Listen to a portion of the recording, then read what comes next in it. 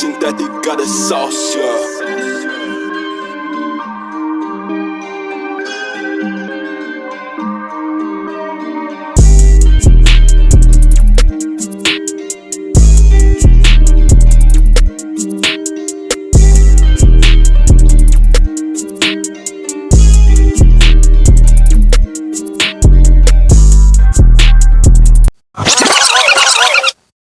Hey, bro. You know what's funny to me? When you told me that people refer to me as the serious one. I mean, if the do-rag fit, you know what I'm saying? You know, why are you serious? You know what I mean? Like, we got to talk about that. Matter of fact, we should call this episode that. Why so serious? Why so serious? Let's put a smile on that face. Welcome to another episode of Everything Wavy. I guess I'm your serious ass host, Big Q, aka Serious Jones. And I'm with my wavy partner. Yes, sir. It's Big Mike, aka Wave on Wave Crime, and we're back with another episode. They didn't believe we'll return. God did. It feels good to be back on the mic. We over here laughing. It's supposed to be a serious episode. We over here laughing. Boy, I guess this episode gonna be brought to you by tequila. But nah, but for real, it's a lot to talk about. You know what I'm saying? It's good to be back on the mic. That's what she said. Yo. All right, man, let's not waste no more time. Let's get to it.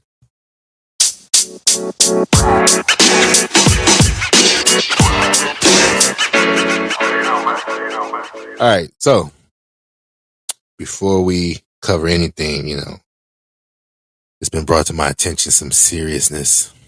Sad to say, but Wavy minds want to know, Quinn. It's been a few episodes, my nigga. What's up with that passport? Yeah. you clocking my passport now? Be clocking it. Look, man, Tony Yayo just got a iced out blue bedazzled chain with his passport. What's up, man? Where your passport at? Yeah. So, issue with my passport, there was a hold up, you know what I'm saying? So, I had to send back some documents or whatever. And so, my passport is still on the way, if you must know. Listeners, y'all believe this? Y'all think he capping? Y'all think he wave capping? Let me know in the comments, y'all. Yeah, I'm being for real, bro. Like, don't be surprised. Give it another week or two. Alright, it's been almost fucking 4 weeks, but we gonna give him 2 more weeks, y'all. I didn't expedite my shit, you know what I'm saying? So. It's alright. We're gonna give him to October, y'all. October, we're gonna check back in, y'all. Nah, man, but what's good? How you feeling, bro? I'm feeling good. You know, knee's starting to hurt me a little bit. I don't know what's going on with that, but I'm doing all right. Man, same old, working. You know what I'm saying? Being a father, being a husband. Just taking each day one at a time. You know what I'm saying? Anxiety was on an all-time high not long ago, but, you know, with the help with some edibles, I'm being under control, you know, just letting the day-to-day shit get to me, though. But honestly, bro, been back on just trying to find peace. I think I said the edibles is, you know, something that keeps the anxiety low. And I had a person one day just randomly come up to me and ask me, like, you know, do I go to church? I was like, I ain't been to church in a while because I'm usually working. And it was like, well, I hope and pray you go back to church, you know. And I thought that was just so fucking random. But it made me like it had me thinking. So I was just like, call my wife like, I don't know why, but we gotta go back to church. So me and wifey hasn't physically got to church yet, but we have been making it a thing to, you know, catch TD Jakes on the YouTube live stream, you know, just to get that word, you know. So I've been on that type of time lately too. So, yeah, man. But other than that, man, kids good. I'm good. Wife good. You know, we all want things to be a little better, but we can't complain. So I'm just happy to be here. Sounds like you blessed to me. Definitely. I got to remind myself that too, bro. Like, what I think I'm going through, or what I think it is, like, it ain't that bad, bro. Like, I really am. When I just take a moment and step out of my skin and look at it from an outside perspective, bro, I got no reason not to be or feel that way, you know? So sometimes a nigga be feeling, I be feeling bad, thinking I'm in a certain position, but truly I'm not, you know what I mean? So, but I am blessed, bro, so. That must be a Pisces thing, because I get like that too sometimes.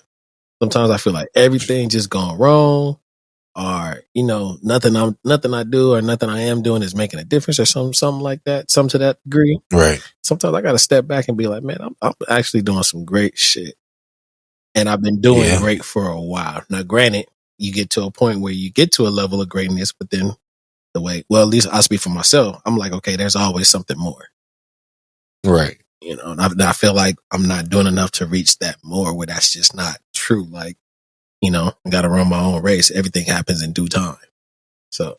Right. That's the thing. I saw some stuff where it's like, you're not going to get what you asked for because you want it. You're going to get it when you're supposed to. You know what I'm saying? So I've been trying to keep that in mind. You know what I mean? But I know it sounds cliche to say, but I ain't gonna lie, my wife been keeping me sane. Like her support, her just, I don't know, maybe she feel it in the air or some shit, but her, her urgency to check on me and just kind of reassure me a lot of shit, that shit been helping too, bro. I know it's like, oh, it's your wife, yeah, but it is different, you know what I'm saying? During the little crunch times where I've been feeling how I'm feeling, like it's like she almost know, and here she come with the reassurance and the comfort, you know what I mean? So that shit been helping too, you know what I mean? So shout out to her. Big shout out. Need more women like her. But no, we don't. Like, I can't marry all of them. I'm not Polynesian. What's it called? Polyamory, Pamanibba.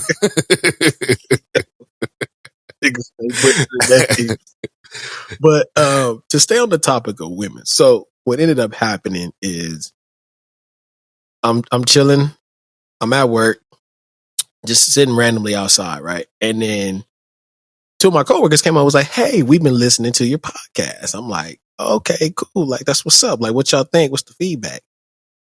First thing came out their mouth, oh, you man is the same. Like, wait, what the fuck? Like, what the fuck does that mean? Like, all you men with podcasts, all y'all the same. Y'all all say the same stuff. Y'all all do this. Y'all all do that. I'm like, yo, like you really got a beef with it though. Like, I'm glad you listening. Don't get it twisted. But damn, you really got a beef with male podcasts? So I'm like, what's the deal with women with that, bro? That's going to be a trend lately, bro. It's like every time some clips go up, where there's men kind of giving their feedback on, the women, whether it be accurate, whether it be false, whether it be bullshit, whether it be, whatever. The comments is going crazy. Oh, microphones is going to be the death of the black community, and all men should just throw away pod equipment, and it's just like all these different little jabs and jokes about men having podcasts. And truthfully speaking, I got a diverse following, so I don't see that shit coming from too many of the other races or whatever, because there's Hispanic podcasters, there's white podcasters, and I purposely went on some of these podcasters pages and read their comments, and it's not the same. It's more so they might have an agreement or disagreement to the content, but they're not downplaying the person like, oh, why we gotta have, podcasts in the community, the white community or the Asian community, blah, blah, blah. It's more so they're doing what they're supposed to do, which is only commenting on the content. But when I look at ours, it's like, it's just negativity all around the board. Like, we ain't shit because black men got podcasts and this and this. It's like a joke. And I feel like half of it is everybody trying to just get some likes. But in the other half of it, I feel like motherfuckers really do have some type of animosity towards the new wave, which is podcasting. You know what I mean? So what you think? No, I agree with you. Like, in any case, my thing to them, and I didn't ask at the time, but I thought about it later. I was like, well, were you too busy trying to compare my podcast with my boy to other podcasts, or were you actually listening to what we were talking about, to what we were saying? Like, in any case, don't get it twisted. I'm gonna take the view, but before you go talking about, oh, your podcast is the same as any other male podcast, like, did you actually listen to what I was saying? Like, I'm sure I didn't say the same thing that another guy on another podcast said verbatim. You know what I'm saying? The problem is, it ain't just women.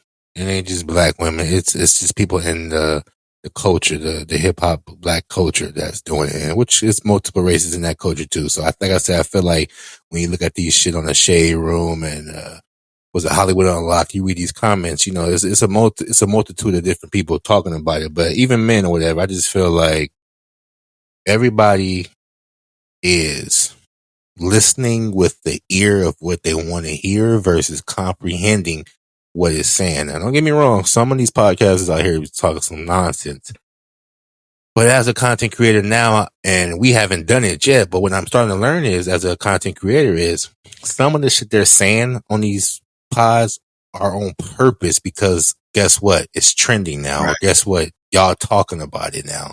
You know what I mean? So honestly, I feel like a lot of these podcasters are saying shit as bait, and then the people are taking it, you know what I mean, and falling for it, but no one really be comprehending what these podcasters or us are actually saying. It's more so, let me just react before I actually get what they're trying to say. You know what I mean? And that's where it's like, it confuses me, bro, because some podcasts are really just doing their shit, and then some podcasts are really trying to get a reaction out of people. And I think the lines blur, so we all getting a tomato thrown at us for, some of these whack podcasters. But all in all, it don't matter if they're whack or not. In my personal opinion, I feel like, podcasting is just like it once was with rapping, just like it once was with drug dealing. It's like right now, it's just the thing to do. You know what I mean? It's just popular. Everybody into it. Everybody feel like they got something to say.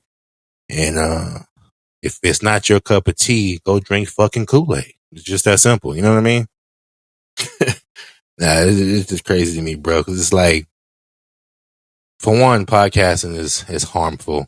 We ain't out here doing nothing crazy. We just out here just really having conversations. Like I saw Charlamagne, posted. I seen a few people posted like, after a good conversation with your homies, we always end the conversation off like, we got to start a podcast. You know what I mean? And then everybody in the comments like, nah, we don't.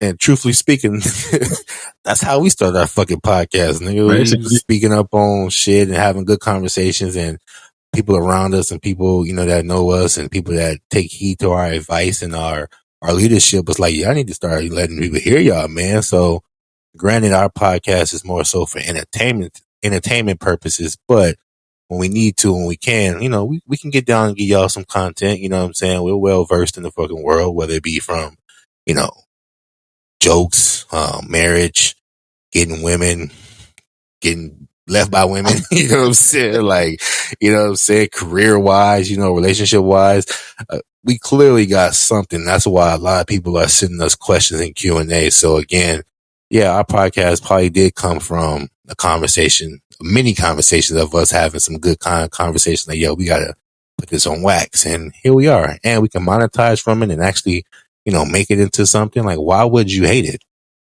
Like, seriously, like, why would you hate us for trying to make some extra money? You know what I'm saying? It's because you don't like an opinion. Like, whoever's out here with a podcast right now, salute to you. You know what I'm saying? Because ultimately we all getting paid or going to get paid from it. And, we ain't harming nobody. Not one bit. You know what I'm saying? So I don't know. It's crazy to me. I don't know, man. I got more to say, but everything that you said so far, bro, on point. And if those people are listening, yeah, I'm looking forward to the next conversation. Even if you are listening to us right now and you fuck with us and you agree with what I'm saying, cool. And if you know somebody who ain't fucking with them, by all means, pass this episode on to them as well, because the biggest thing is it seems like it's a lot of black men getting into the power world, right? Just like we do in the rap world, just like we do in the sports world, just like we do in everything. Like, we're going to get into a lane we see fit, and we're going to go ahead and do what we do best, which is eventually take it over. And that's what we're doing, right? Right. Here's another thing about it. One of the biggest things about men, black men per se, coming from women and coming from others, is we don't express ourselves. Black men keep their issues bottled up. They keep their feelings bottled up. They don't never talk. They don't never say nothing. And we just hold in all this stuff, and that shit slowly kills us. Well, guess what? Podcasting is a way for us to express ourselves now. Black men are getting together, whether it's 2, whether it's 5, whether it's 4, and even adding women in the mix. They're getting together and they're expressing themselves based on how they feel. Things they may, be bottled up in. They may have a problem with how a relationship is going. They may have a problem with how the finance world going. You know what I mean? Whatever the case may be, this is a gateway for us to express ourselves. Why would you hate that? When all y'all complain about is us not expressing ourselves. What's the difference? We rather pay hundreds of dollars a week for a therapist, let them hear us, or why not hop on a mic that costs a couple of dollars, express ourselves amongst each other, support one another, and then come to find out there's other guys who feel the same way they did. Now they have someone to look to kind of get over their issues or, down situations, because now they know someone else exists with the same ideology as them, and that can help them overcome some issues. You know what I'm saying? Right. So it's like, y'all want us to express ourselves, but y'all mad because when we express ourselves, it's not what you want to hear. And that's the biggest problem. It's like, we can't cater to everybody. You know what I mean? And for the guys who do cater and pander to a certain gender or a certain sex or a certain, group, half of them doing it just because they know they're going to get the listens from it. They don't even mean it. You know what I'm saying? So I just feel like, do y'all, you know what I mean? If y'all got a podcast out here, man, fuck what everybody thinking. Cause just like that, motherfuckers told Jay-Z he couldn't rap. You know what I'm saying? Motherfuckers told, Lil' Kim, she wasn't going to make it. You know what I mean? Like, I'm just using some old school stories I heard about people being redirected because they wanted to take a step in a lane that wasn't, for them, so to say, and look how it turned out for them. You know what I mean? So this podcast, it might not be for us, or it might be the best thing that ever happened to us, but I'm not going to let people who don't know shit about nothing, dictate that. You know what I mean? We're going to do it because we have a passion for it. We enjoy doing it, and it's therapeutic. You know what I mean? So that's my 2 cents on that shit. Why so serious? Cause, man, I'm tired. I'm tired of it. But you know what I'm saying? Yeah, man, I can go on for a minute. You know what I'm saying? Get my Joe Button on, put a tank top on, start yelling. You know what I mean? And we growing, we doing our thing organically. We doing what we doing. We getting the support how we getting support. But I guarantee you, if we decide to go the disrespectful route, watch how fast we blow up. I guarantee you, if we start talking about nonsense, watch how fast we blow up. Instead, I'm here to bring people laugh. I'm here to bring people, update them on some news with a little bit of joke and content behind it. I'm here to give some non-educational advice. You know what I'm saying? And I'm here to just chop it over my bro, man. You know what I'm saying? And for the fellas and for the women who agree and disagree but still fuck with us, thank y'all. You know what I'm saying? Because, again, if it wasn't for the 3,000 listeners we have on all platforms, we probably wouldn't still be doing it. But with that being said, it may not be 100,000, 200,000 yet, but it's a good number for us being in the game for what 4, 6, 8 months or whatever. You know what I'm saying? And we already in a few continents other than America. Come on, man. I'm gonna take them small victories with me. They count. Man, they count. Snowball effect. Yep. It's 3,000 now, but it'll be 30,000 by the end of the year. It'll be, 130,000 by next year. So before you know it, and oh yeah, I'm watching everybody who don't post it, who don't repost it, who don't like it, all that. Because once we get that limelight, a lot of y'all gonna come around and I'm like, nah, fuck your t-shirts. Fuck your eyelashes. You know what I'm saying? Fuck your, you know what I'm saying? You're missing cat. You know what I'm saying? Fuck your little pita bread sandwich you made on your little website. All that. Nah, if y'all don't support us now, don't support us later. You feel me? Right. So I ain't got much to say, man, about that shit, bro. You about to get me hot. All right. Well, shit. What else we got there? Let's keep it pushing. But when you can't stay motivated, stay consistent. I don't know. I just want to say that. Shout out to Jim Jones. All right, man. Let me ask you some random shit, man. I feel like bringing some laughter in this. Shit. Have you ever been told you have some bomb ass pussy? Fuck no, nigga. Bro, come on, man. See, that's the type of shit that make a nigga get in the serious mode. Come on. Oh my God. Did he give you some of that ashush washush?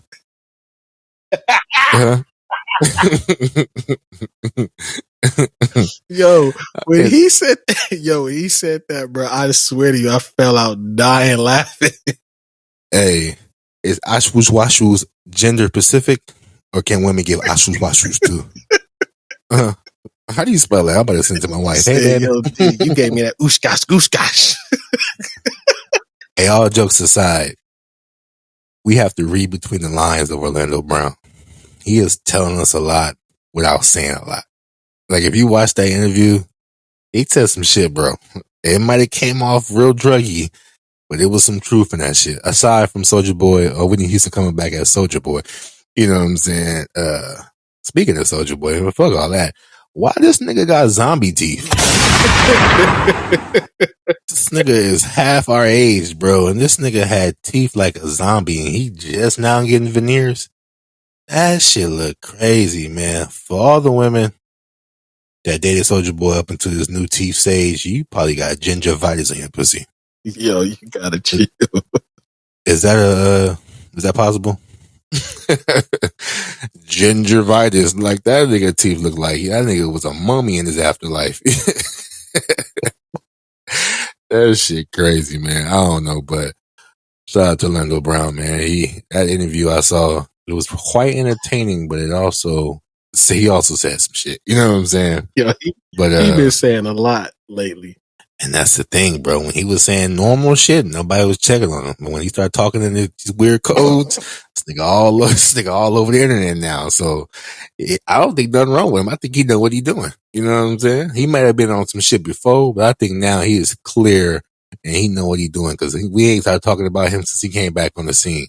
And I'm still surprised Bow Wow ain't whooped his ass yet. You ain't gonna tell me I got some bomb pussy and then just move on, nigga. Hold on. You know what I mean? Like, nigga, that's hilarious. I'm not gonna hold you, because ain't nobody really like said nothing to him. Like, nobody denied it. Not even the girls came and said he had a dick. Nobody said nothing. Everybody just kind of just laughed and kept, Which I mean, no nigga, do we got bomb pussy or not? Because something ain't right, something ain't right. Maybe he got it confused with Lil Mama. You know, everybody used to say they was twins. Maybe Orlando Brown got him confused with Lil Mama. That's why he said that. Maybe Lil Mama got bomb ass pussy. Excuse. I mean, ask 50 Cent. 50 Cent been insinuating Diddy got, you know what I'm saying, a butt addiction for a good minute now. You know what I'm saying? I don't know, bro. I don't know. We ain't gonna never get a Deli on no Ciroc deal now. Yo, Diddy, he ain't mean it. Nah, that shit give me a headache anyway, nigga. Fuck that. We drinking that motherfucking, what we drinking, girl? We ain't saying nobody's names, but we drinking that tequila. Alright, moving on. Alright. This is based on the story that Neo told, so I'm gonna just ask you, what would you do if a homie slept in your bed after you told him not to? What kind of shit is that? I can't even answer this shit seriously right now. Like, because the idea of one of you niggas just jumping in my bed after I've asked you not to, like, come on, bro. Like, disrespectful.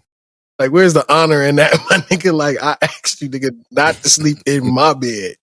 It's a perfectly good air mattress right here. It's funny. I had a homie. I used to have my little on Hawthorne. I had a homie, whatever he had. It was a night we went out, you know what I'm saying? And I struck out. I ain't had shit going on, but he stayed at my crib or whatever. So he had some action. So I'm like, yeah, good. You got the couch, you know what I'm saying, all to yourself. I know what's it going to be. I'm like, you got the covers. You can put them on top of the couch. Even though the couch is Scotch Guard, I'm like, you know what I'm saying? You do your thing. He was respectful enough to say, you know what? I'm going to take the bitch down to the laundry room and get it in. He didn't even sleep with the bitch in my house. He went to the laundry room and got it in. I don't think he realized there was cameras in there, but he got it in the laundry room, bro. So he said, nigga got a porn tape out this. So weird. He was at a QVC TV tape right now himself getting in on the dryer. But yeah, so if the homie won't sleep nowhere in my house, then definitely you can respect not sleeping in my bed. You know what I'm saying? Like, nigga was foul for that though, but I don't know, man. Niggas is different. I wouldn't do it. First off, I don't know how you live your life like that in between your own sheets. So why the fuck would I get Right. Man, but here's another one. Out of all the bills in the world that you pay, what's one bill you wish you never have to pay ever again? I would say my cell phone bill. I think car insurance is the stupidest shit ever. Car insurance. All right, you got to explain to me why, because I don't know if I'm fully on board with that one. I mean, I get the purpose of it, but I feel like there should be some reward for. I feel like car insurance should be like, because when you use your cell phone, you get a benefit from it. You know what I'm saying? Okay. When you pay a mortgage, you get a benefit from it. When you pay certain things, that pretty much every bill comes with something: a water bill, the gas bill. You get to use the water again. You get to cook again. But when you pay insurance every fucking month, and for the good drivers, I mean, when's the last time you've been in a car accident? You ain't been in one in probably years, but you probably done paid $30,000, $40,000 worth of car insurance, and that's it, bro. Like, you're being punished for driving good. I pay insurance every fucking month for the duration of my driving life, and I went plenty of years without an accident, bro. That shit should be like income tax. You go through the whole year without getting no accident, you should get some of that money back. Like, I don't know. I just don't think car insurance should be and it's expensive, bro. Like, I'm punished because I have a current year car. I have a fast car. I have, certain features in the car, or if your car is a certain color, like, that's fucked up. Like, you gotta pay because you're able to drive something nice. Like, that shit baffled to me. And I'm ranting about it because I just had to renew my insurance and I'm pissed about it. I see, nigga. I don't like it, bro. I don't like it.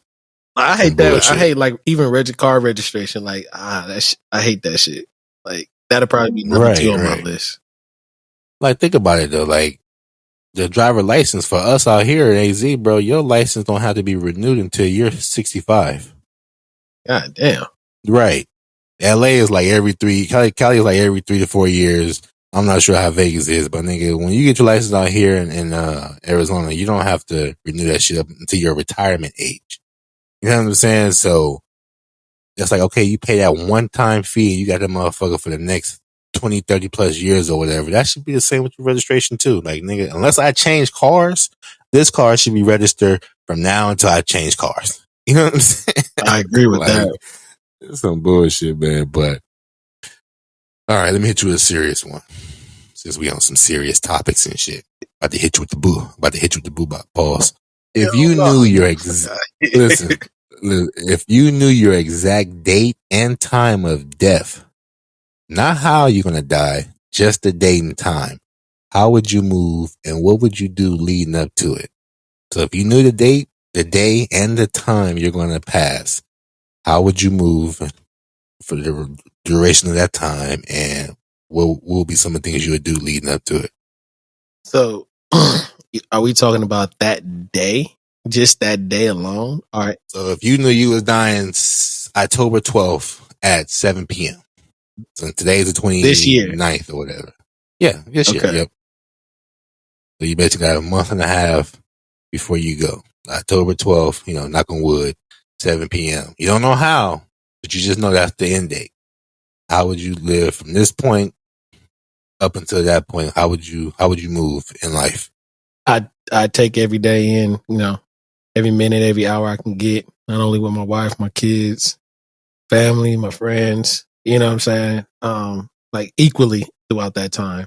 Try to do things I haven't got a chance to do, what's capable of me, affordable of me to do on my bucket list. Like what? Give me like 2 examples. 2 examples. As crazy as it sounds, I actually want to try jumping out of an airplane. I've been trying to do that for like 6 birthdays, nigga. Y'all niggas. Now I want to do some. I want to do some daredevilish white folk type adventure. You know what I'm saying? Like something I know I could come across 50 niggas and be like, "You ever done this before?" Hell nah. You know what I'm saying? Right, Type right. of shit. Okay. And the second, He said something affordable. that's technically affordable for me. I can do that. I've already priced that out. Oh, hold on. We should go skydiving and record it for content. Niggas ain't never recorded that. Did he come out of nowhere? I just had an idea. My fault. Niggas ain't never recorded skydiving though.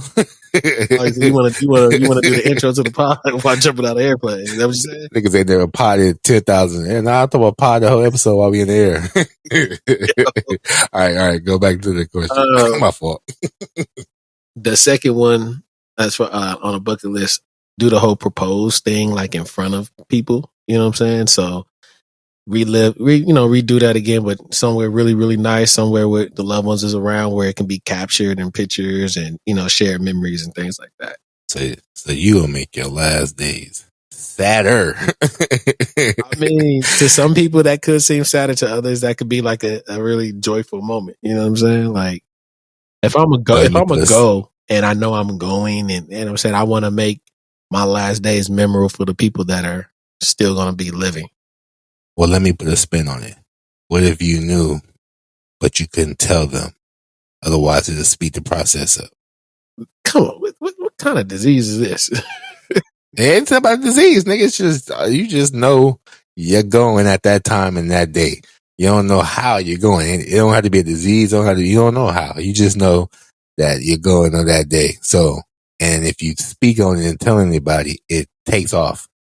It makes the date come up some. So now how you gonna move? Oh, well, shit. That's a hard question to answer, honestly. You still want to do the same things? Some of the same things, maybe not, everything, not if it's going to speed up the process, because I need to tell people as to why, I want to do this, or we doing, or I want, get together, hang out, all that. Like, people going to be like, what's wrong with you? Like, why you pushing the issue so much? Like, bro, I just was hanging with you yesterday. I just talked to you 5 minutes ago or something. Like everybody's going to want to know why. And everybody won't know why, because if I tell them, I'm going to lose time. So I'm going to keep it pushing. Nigga, I want to go skydiving. We going to go or not? You know what I'm saying? Nigga, I want to hang with you. We going to go or not? Like, I want to propose to you again. We going to do it. Like, you don't have to explain it. You just do it. But see, that's the trick of this question, because that just says that you're not doing a lot of things now. That's not, what you want to do. So if you decide to just randomly one day do some shit that you haven't really done out the blue, we going to be looking at you like, huh? So maybe you should start living more, bro. Is this your whole intervention to tell me I should start living my life more?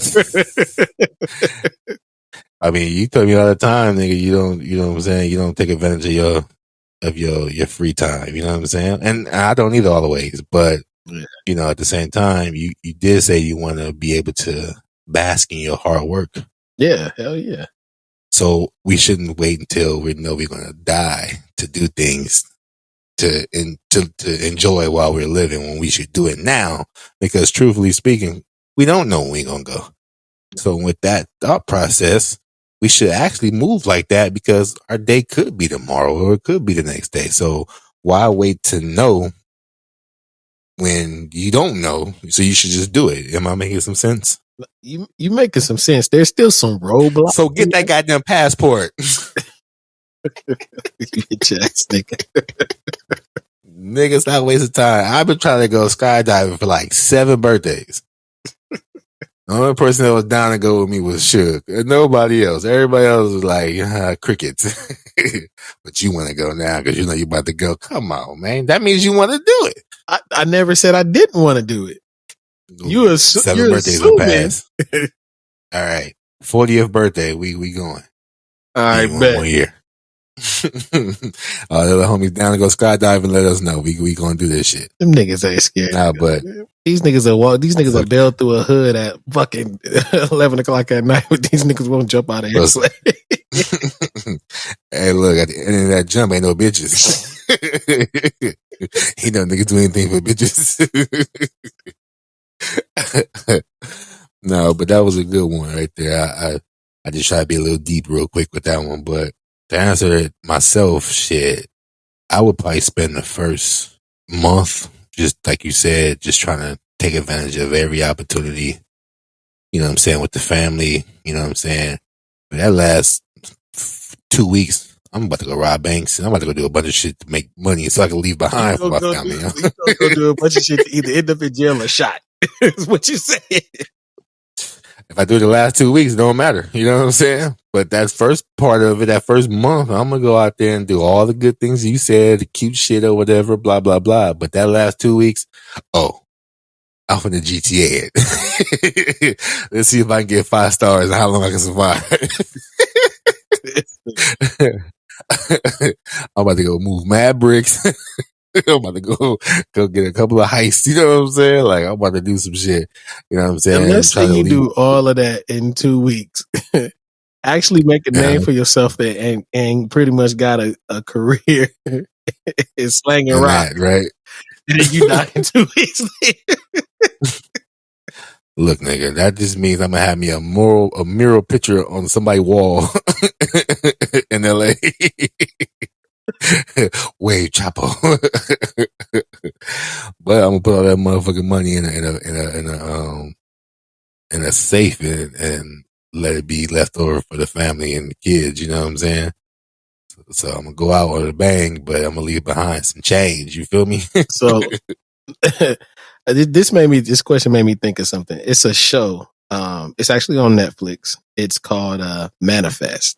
So I don't know if you've ever seen it or heard of the show, but I've seen it, but I haven't seen it, but I've saw it like on a thing. Okay. So what happens is these group of people on a plane, they're on a plane, they're flying back home, I believe to LA or whatever, but they're flying back home from coming overseas. They're in a thunderstorm. Plane starts shaking, all this and that, but we're on the plane. You know, the mask come down and it seemed like the plane finna crash. Then somehow, some way, the plane get back rolling again. They land. When they landed, it was like 7 years later. They whole family thought they were like everybody on the plane was dead, so they went on with their lives. Right. And come to find out, they're not dead, but to them it's 7 years ago. With everybody else, it's been 7 years. Right. Things moved on. In that situation, if that was something that happened to you, and you come back and you find out your boys is grown, you know, saying your wife done moved on, you know, saying got a boyfriend or something like that. Job gone, friends moved on, got older. Like, how do you think you would respond to all of that? I think after that probably the first month or two, or you're gonna be in denial. Ain't no way I was gone for 7 years. You know what I'm saying? Like, you could be trying to fight that right there alone. Like, you're trying to make me seem like I'm crazy. Like, you want to move on with the nigga? Just say that. Don't tell me I was gone for 7 years. Bitch, I went to the store. You know what I'm saying? Like, but I don't know.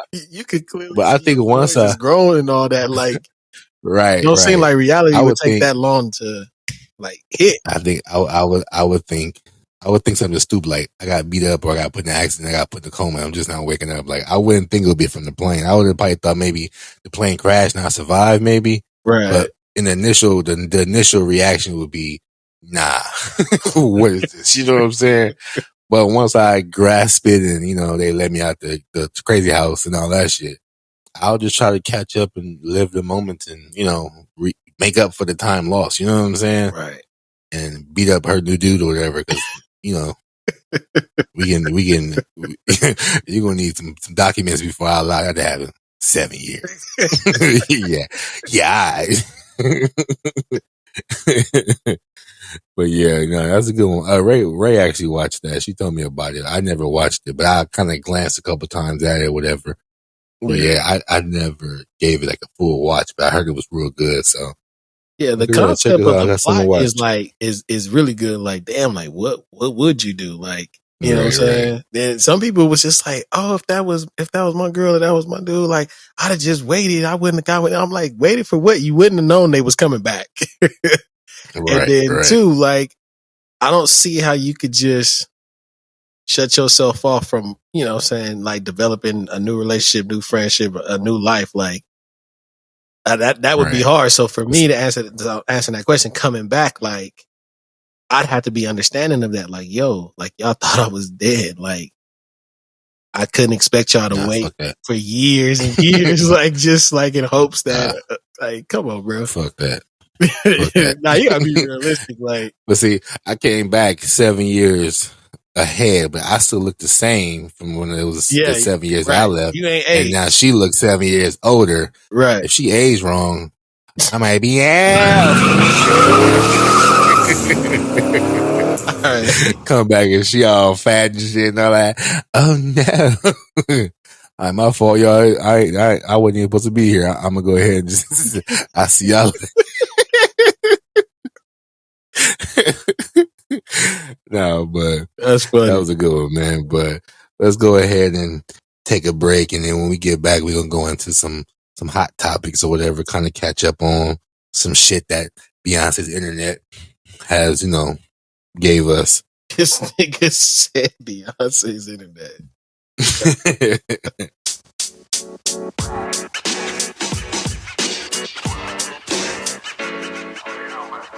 Yo, you a fool, man. You are a fucking fool. Man, but yeah, so I was scrolling, catching up again, we were not the scene for a minute, but there's some shit we gotta talk about. Some things we gotta talk about. And one of those things is Black Panther 2 is coming out November 11th, 2022. I can't excited? I can't wait. Yeah, you know me. I'm a big Marvel. I'm a big Marvel, DC, the super friends and all that shit. Like I like that shit. So I'm definitely excited for this one. I'm more excited to see how they're gonna honor my boy Chadwick Boseman. So right. I want to definitely see how they gonna spin this off, because apparently they're not gonna replace the character, but then again they ain't saying much. So I wouldn't be surprised if they did, but if they didn't, I would understand. Just as long as they make the storyline or the way he went, as long as they make it good, I will be okay with that. But I'm definitely looking forward to seeing how they're going to, continue off from, part one. I ain't gonna hold that trailer though, boy. That trailer, boy. Without showing much, without saying much, something about that music, but that shit was emotional. I felt the purple glowing through me. I was like, is it me? Am I the chosen one? That was a good ass trailer, bro. I thought I was about to be the next Black Planet. I said Black Planet.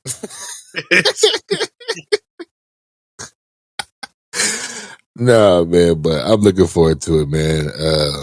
Go see it in theaters. I ain't seen it in theaters in a minute, but I'm gonna go to theaters for this one. Yeah, I'm looking forward to seeing how all the characters come back, how they tie it in, like from the last one and from the Avengers. I'm looking to definitely see the costumes and things like that, because the costumes and stuff were really dope in the first one. Right. But I'm more interested on the storyline. Like, it seems like there's going to be a lot of focus around the sister more. But to your point, like, we don't really know how they're going to do his character. Yeah, that's just the trailer. That's just the trailer. That shit could go totally left when it comes out. You know what I'm saying? That's true. But I do think it's going to be a lot of focus on the sister, though. Right.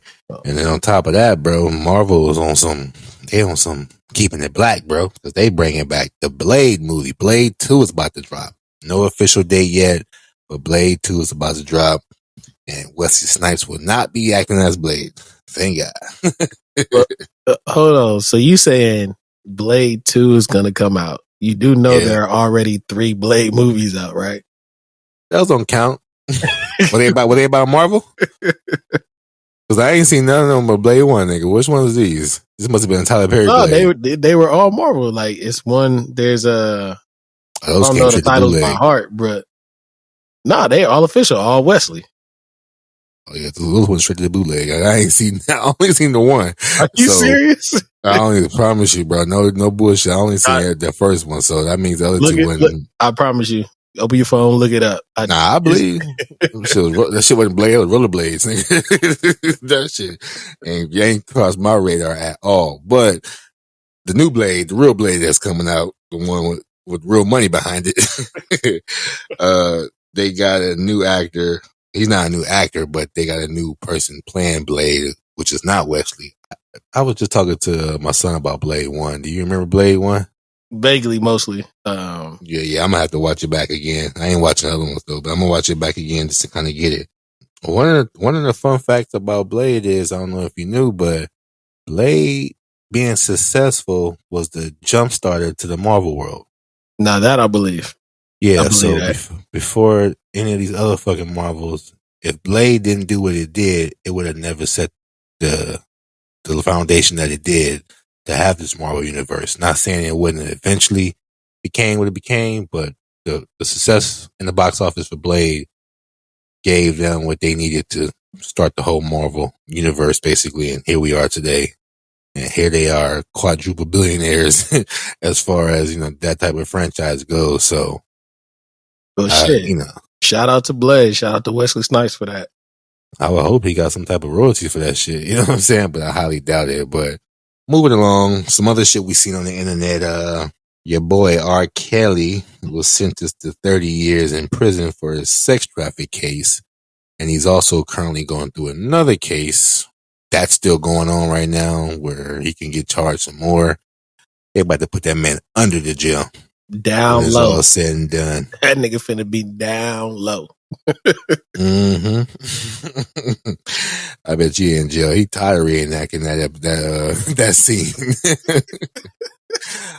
Niggas in jail taking turns trying to be Mr. Biggs. It's my turn. Nah. He keeping him off him though, because he reenacting that whole little opera shit he was doing. The whole trap in the closet. So y'all trying to tell him? First of all, what prison he in? Because I would not want to go up against that prison in the talent show. I think R. Kelly got them in there doing 5, 6, 5, 6, 7, 8. This would be the part where we insert the trap in the closet music. Boom, boom, boom, boom, boom, boom, boom, boom, boom, boom, boom. My favorite part of that whole trap in the closet was, it was like, oh my God, a rubber. R. Kelly really had our goofy asses watching this nigga reenact some shit in the closet. Bro. God that shit went like chapter 20 or some shit like that. That shit went for a good minute, bro. That nigga, man. So much to say about that. We had to break that down one day. That nigga really made a fucking movie opera. The opera, bro. About being trapped in the closet, bro. That is hilarious.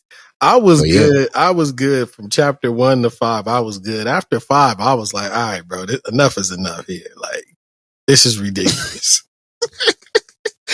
I mean, bro, like, oh my God, the police officer. I mean, it's just not a midget. Oh yeah, the midget, bro.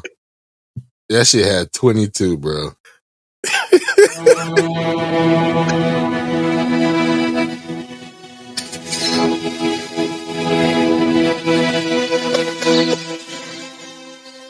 I don't even know why the music is.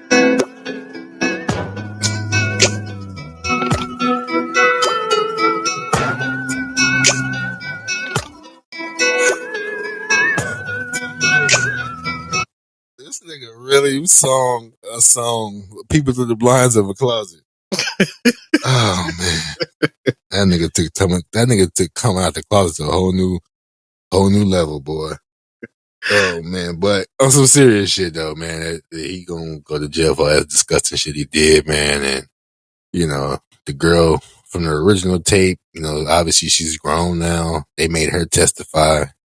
Man, she said they was doing it like crazy. That is just sickening that's nasty, bro. How they made her describe like the whole thing, whatever. Like, man, like he definitely traumatizing that poor woman. Yeah, he definitely a monster for that shit, bro. And I still feel like everybody who's involved should be going down with him. I feel like the parents who receive money, they need to be looking into their bank statements and seeing what they got, because he definitely was paying them to shut up or paying them for her services.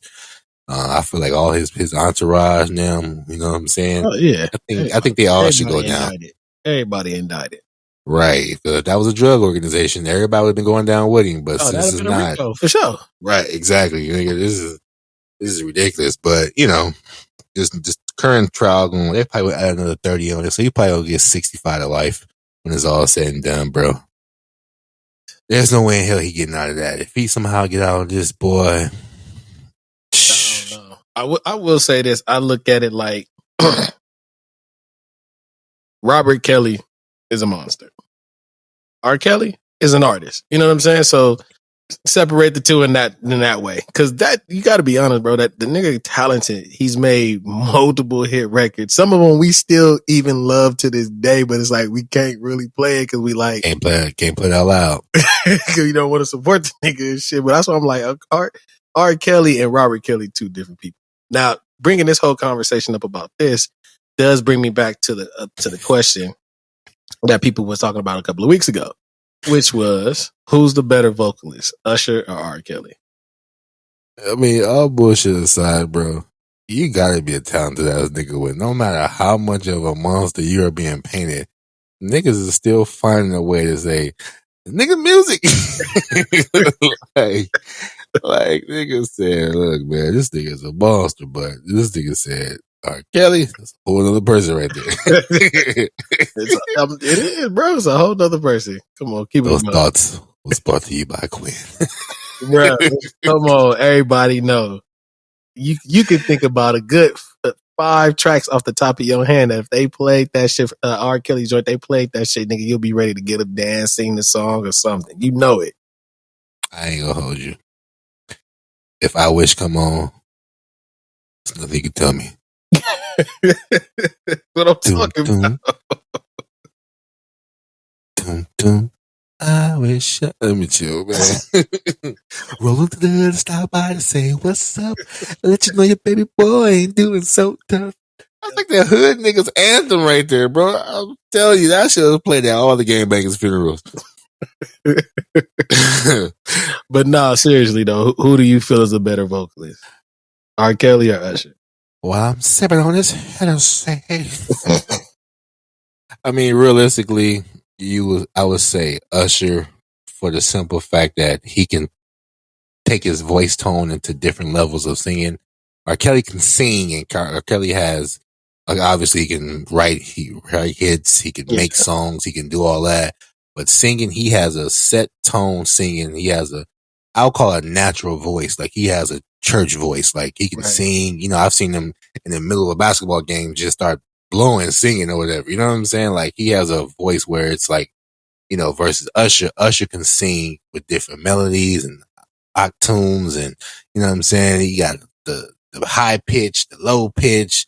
You know what I'm saying? Like he's more versatile in his ability to carry his tone versus R. Kelly. R. Kelly gonna music make you, and you know he gonna give you all the hits and all the songs and all the song concepts, but Usher has more of a range of singing ability, in my opinion.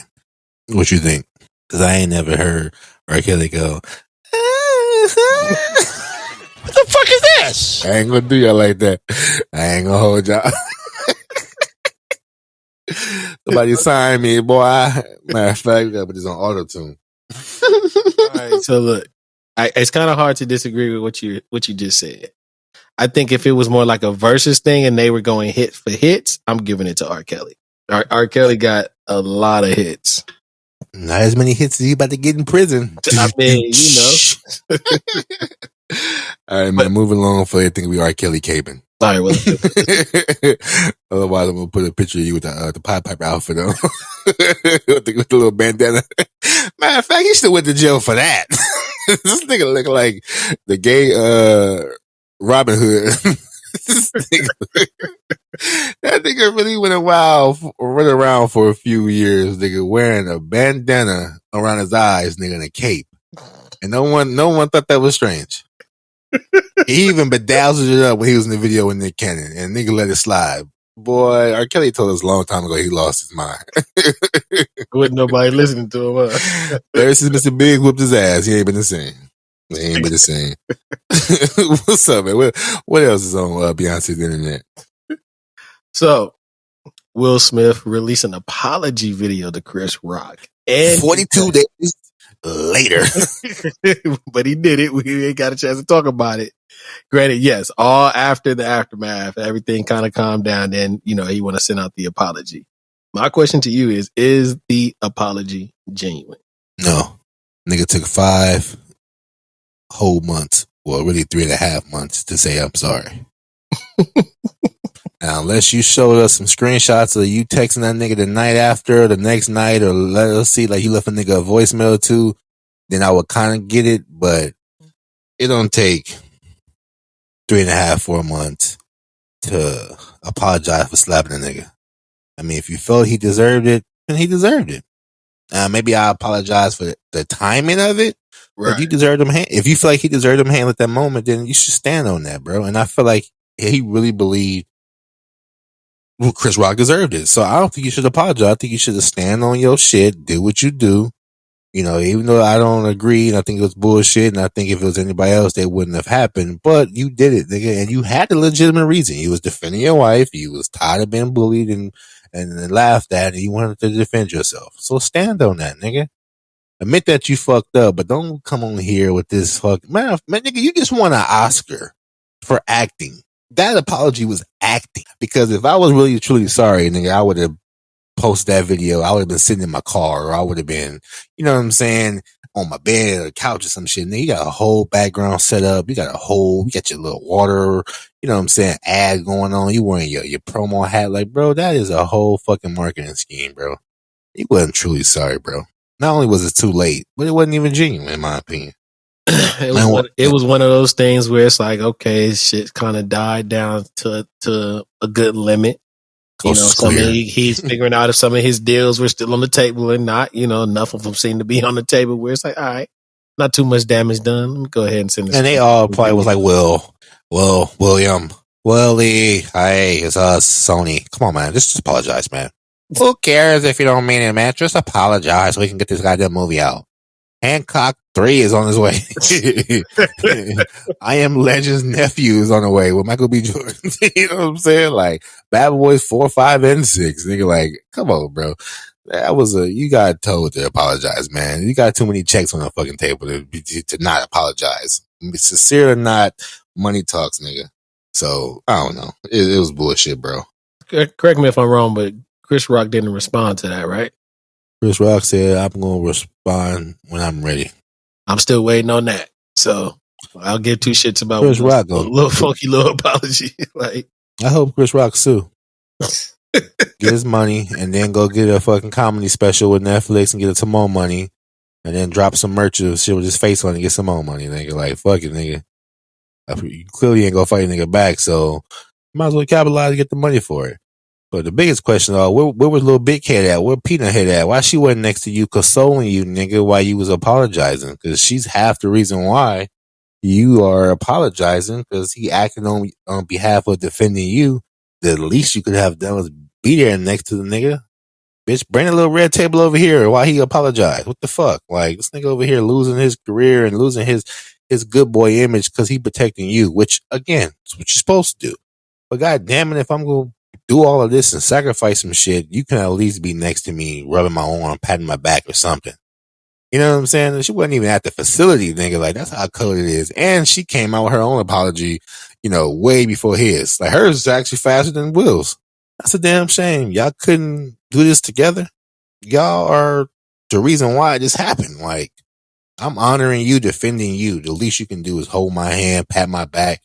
You know what I'm saying? But you can come act with me. You know what I'm saying? Like, I gotta go out here in front of all these people and apologize by myself. I was fine laughing at the joke until I look at your big head ass now, look. And you nowhere to be found. See? I can't wait for them to get a divorce. All right, let's move on. So, but did he leave a apology video after he slapped August Alsina? Nope. Moving on. This nigga, man. So, look, on another serious note, Eric Holder was found guilty on first-degree murder. He will be sentenced in September. My question to you is, what you think his sentence gonna look like? If they can't use that insanity bullshit or whatever, which the more I think about it, I don't want to spend too much time on it, but the more I think about it, bro, I feel like that wasn't, I don't know, I don't feel like it wasn't all him. Because he was smart enough to commit a crime and go straight to a fucking mental hospital, knowing that he can't really be arrested at that moment. You know what I'm saying? Like, that was strategic, bro. Like, that wasn't some random spur of the moment shit, bro. Like, I feel like that was premeditated. So the fact that it was premeditated, because you was coherent enough to not only go up to the nigga, say what you say, leave, come back, and shoot the nigga, kick the nigga, and then be smart enough to go to a mental facility, like, you had this planned out. And if that's looked at from a juror standpoint, that's premeditated. You know what I'm saying? And so, with that being said, if they manage to block out that mental shit they trying to put and say it was premeditated, you know what I'm saying? Then he looking at about 50 to life, even though he won't last that long. I was about to say he won't make it that long at all. If he get put in general pop, then he ain't gonna last that long at all. But you know, no one ever forgets. He could be in the hole for 10 years.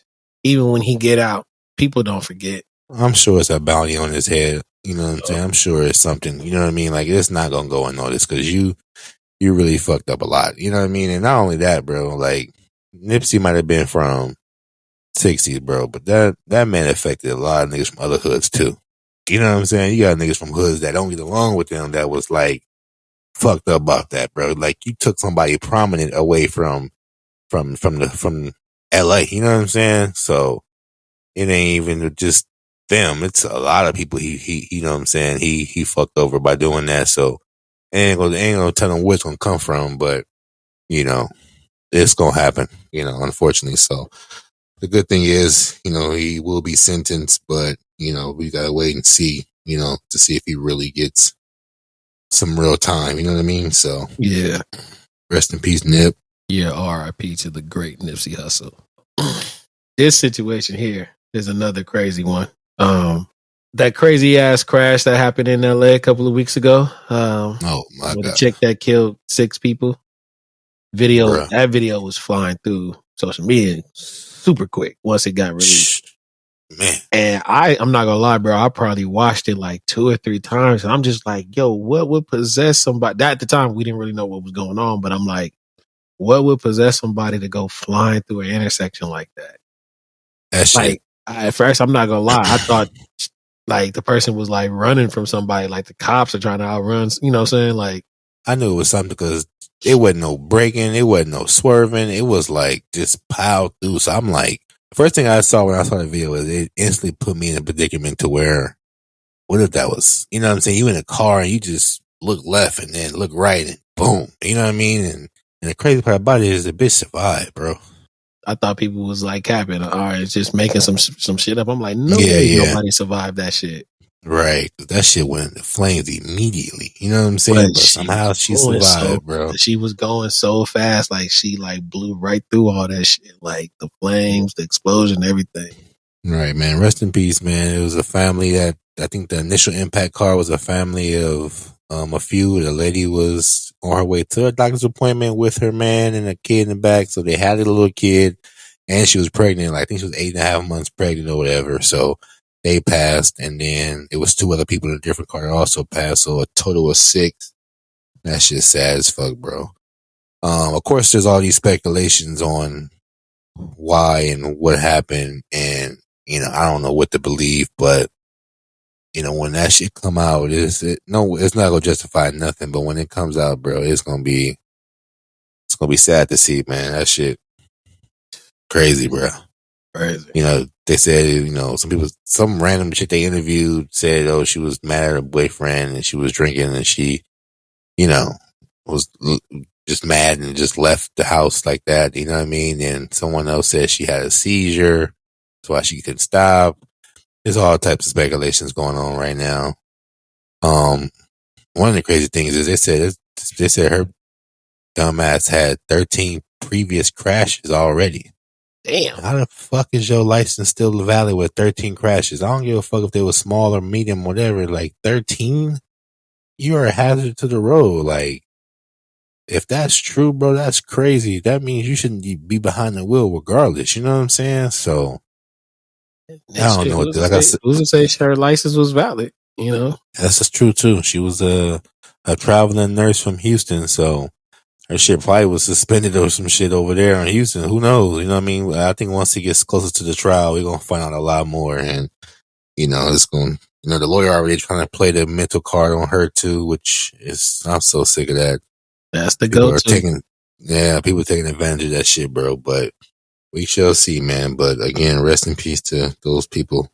Rest in peace, every last one of them. Lastly, on the sad news tip, but this is somewhat good news. The feds that will be charging for the people that was involved in the Breonna Taylor case, including the lady who initiated the fake warrant or whatever, or who set it up, whatever. She's going to be getting arrested, as well as 3 other people that was involved in the raid. So, first step to getting her some real justice. You know what I mean? Obviously, the people in her town, they didn't want to prosecute those guys, so the feds had to step in. So, with that being said, we may finally get justice, for her, so rest in peace to her. Salute to her dude, man, for being a solid man, trying to protect her. He was able to get his charges, removed, and was released, So, That's good for him. hopefully we can get them to really serve some time and hold these fucking cops accountable, so we can, maybe put a stop to some of these nonsense killings that they've been doing lately. And then, of course, those 3 punk ass white men from the Ahmaud Arbery case was also charged by the feds. They stepped in, and the son and the father both got life without parole, and then the guy who recorded the whole thing got 35 years. So that's on top of what they got from the state. You know what I mean? So them punks are gonna be rotting in jail if they don't get their justice in jail. So that's good that the feds did step in and decided to give these motherfuckers what they deserve. And if I'm not mistaken, that punk Derek was named Derek from the George Floyd. I think he got charged too, by the feds as well. So small little victories, man. But again, rest in peace to those people, man. Breonna Taylor and Ahmaud Arbery and George Floyd. It's just crazy, man. But Man, shit's crazy. Rest in peace.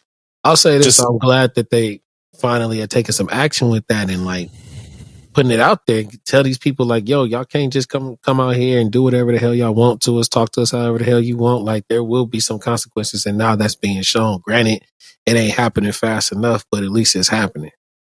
Yeah. While we on the subject of 30 cops, I know it's not on the docket, but did you see that fucking thing about the Torrance Police Department? Nah, what thing?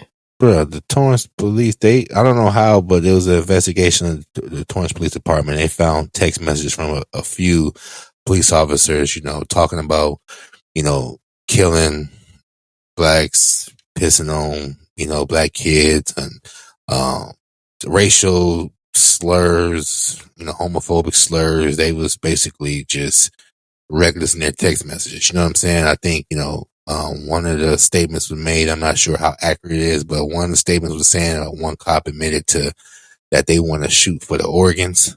You know what I mean? Because they don't want the person to survive or whatever. You know what I mean? Like, they was on that type of time in those text messages, and they got investigated, and of course those police officers put on administrative leave or whatever, which just basically means a paid vacation. But it raised a red flag to a lot of people in LA. If you live in LA, you know how Torrance police are. Like, I used to work at Lameda, so trying to get through Torrance I used to go the long way sometimes, bro. Certain days of the week, I'd be like, nah, I'm gonna just hop on the 110 and just go all the way around to Harbor City and then come up that way. Because going through, Torrance, you're bound to get pulled over. You're You know what I'm bound saying? to get pulled over. Like, bro, I think 95% of my tickets during that era was because of Torrance. You know what I'm saying? Even I used to get tickets all the time and it was never nothing I did. It was just wrong place, wrong time, whether it be because of the tent, even when the windows was down, music, you know what I mean? Just whatever, bro. Like, I got pulled over 8:00 in the morning one time, you know what I mean? I'm heading to work. Like, it's nothing I could have done yet. I got stories. A lot of people that was in the comments was all people I'm familiar with from the neighborhood and from where we grew up at, that was like, y'all just not knowing about this? Like, Torrance been this way. So maybe just shed some light and get some things changed over there. But boy, those motherfuckers is, whew. Man. Yeah, I know. I'd have been handcuffed and put in the back of a car, all kind of shit fucking with Torrance.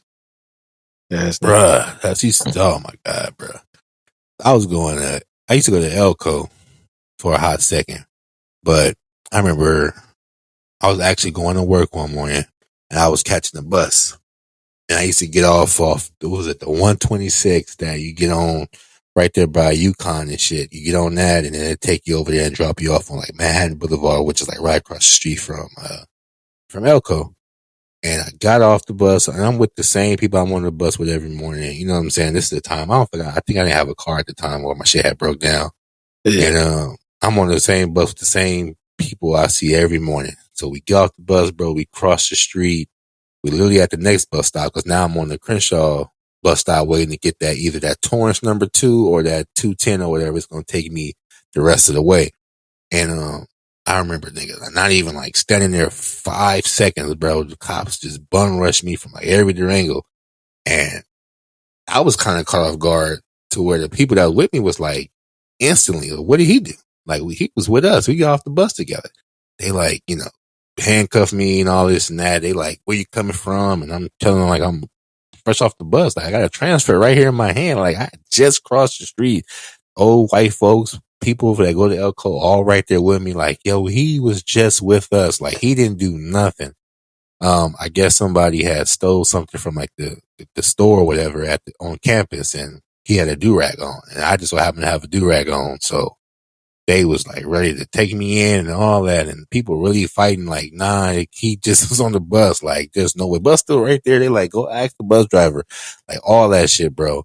They fucked up because one of the school campus police brought the girl over who was working the store. They brought her too close to me. So she saw my face and she was like, that's not him. And the cop was like, get her away from here. Like they was finna just take me basically, you know what I'm saying? But since the girl was literally verbally can be heard saying that it wasn't me, like that, not even the same guy, like they had to let me go.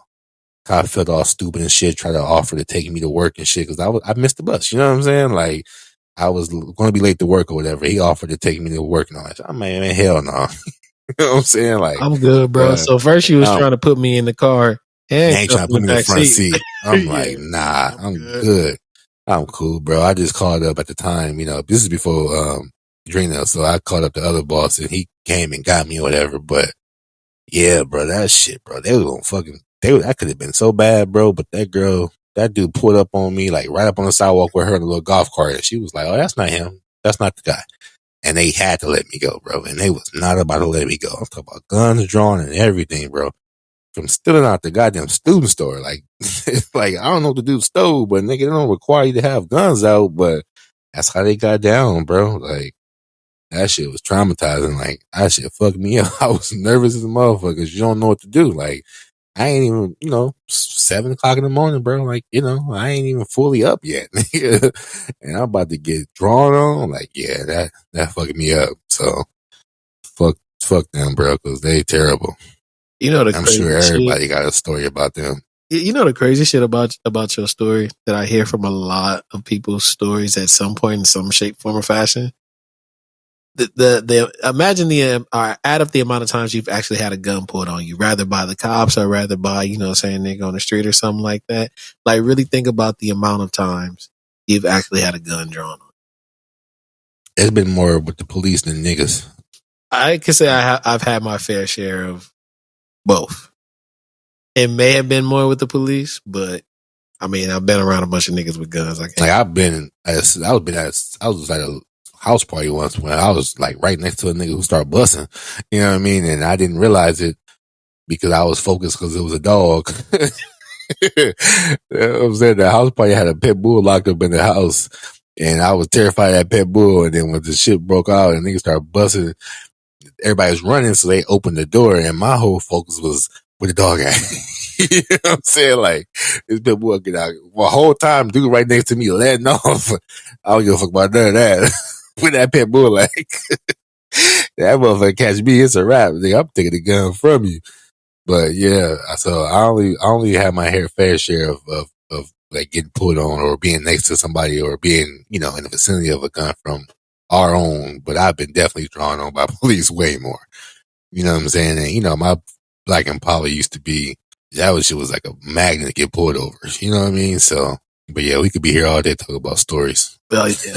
That's nice. Man, let's take a moment and let Anchor tell us how we got this $11. I know what it is. It's that time of the show we got to get y'all what y'all asked for, which is the Q&A. Still got tons of questions.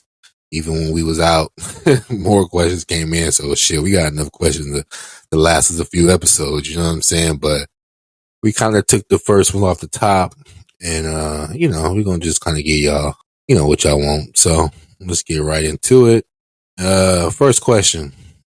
This is from the homegirl. She said, "Why do most women refuse to pay attention to their man?" Nigga, I don't know. You the woman. She be telling us shit. You know what I'm saying? My question to y'all is, why y'all waiting until y'all see other women paying attention to us to start giving us attention? How about that, huh? Yeah, it's quiet over there, huh? Ain't nobody here. No, but this would actually be a good question to debate if we did have like a woman on the pod or whatever, and able to kind of give more details into that, because I look at it like maybe that could be due to complacency, like being very complacent in your relationship with the person that you with. So then you start to not pay them any attention, and that could go to either way, men or women. But it just becomes complacency in my. So are we saying their man as in their man, boyfriend, husband, or whatever, or are we saying just men in general? Well, how do you think the question was sent to us? It said there, you know what I mean? Their man, so I'm assuming their man. So why do most women refuse to pay attention? And refuse is a big word, because it's like, you refuse to pay a man attention. Maybe you are no longer seeing him in the light that you once had him in, either because you saw something else you want, or maybe because he let himself go. Maybe he ain't the same person he once was. Could be a lot of reasons why women refuse to pay men attention. So I would have to chalk it up to maybe his change in behavior or his change in his appearance, you know? And like you said, maybe I've been with this person for so long now that, you know, you're not paying the attention like you used to. Like you acknowledge him, but you're not paying him the attention that, you know, you used to, with little things like, you know how women are, touchy, rubbing on your back, touching your leg, you know. Yeah. For you to compliment her, looking for things, you know, maybe that fell off because of the length of the relationship, or maybe y'all just not rocking and vibing like y'all once were, you know what I mean? So for a woman to refuse to pay attention to her man, she's probably over him, if we want to use the word refuse. You know what I'm saying? So then if a woman gets to a point where it's like, okay, I refuse to pay this nigga some attention, then get the fuck on then. Like, why stick around in a relationship? Right. Makes sense to me. Yeah. But why do you think women wait to see other women paying men attention before they give him attention? Because, how can I put this? If a woman is with a guy and she's not paying him any attention, or, you know, whatever, the lack of attention is very slim to none, and then she starts to notice other women paying attention, it's like that territorial shit, like, well, hold on, like, you can't pay attention to him, or I don't want him like talking to you or anything like that. He belongs to me. But if the nigga really belonged to you, then why the fuck you not giving him the attention? If you were giving him the attention that he deserved, he wouldn't be able to see all these other women paying him attention, because his focus will be on you, because your focus is on him. Right. It's, you know, that whole saying, they think that the grass is greener on the other side. So while you over here looking over the gate at this other grass that's green, when in reality it's actually turf, somebody else is about to come over here and water your grass. You better pay attention. You know what I'm saying? So I don't know. I just feel like sometimes women need a reminder. You know, men too. You know what I mean? Sometimes you just need a reminder that what you got is right in front of you. You know, because everybody think there's something else out there for them, and they have to be reminded, because while you thinking what you have ain't what it used to be or what it is, then boom, somebody else can remind you, like, yeah, you turn your back again, that nigga mine. You know, so then it's like a reality check for them, like, okay, you know, my man still has attraction. Same thing with guys or whatever. Like if your girl ain't getting no attention, that might throw you off a little bit. So I don't know. It's just I don't know. It's psychological for people. It's like, what you have ain't the same until somebody else want it, I guess. You know what I mean? Like it's weird. But like you always say though, I would love to hear a woman's point from this. Like why you ain't paying attention to your man? Like what will stop you from looking at your man? So tap in the DM, tap in the comments, let us know, ladies. Why would you stop paying attention to your man? Like what is it? All right, well, here's another question. This gotta be a hood person. Yeah. Is it cool for a man to call his girl a bitch even if she doesn't have a problem with it?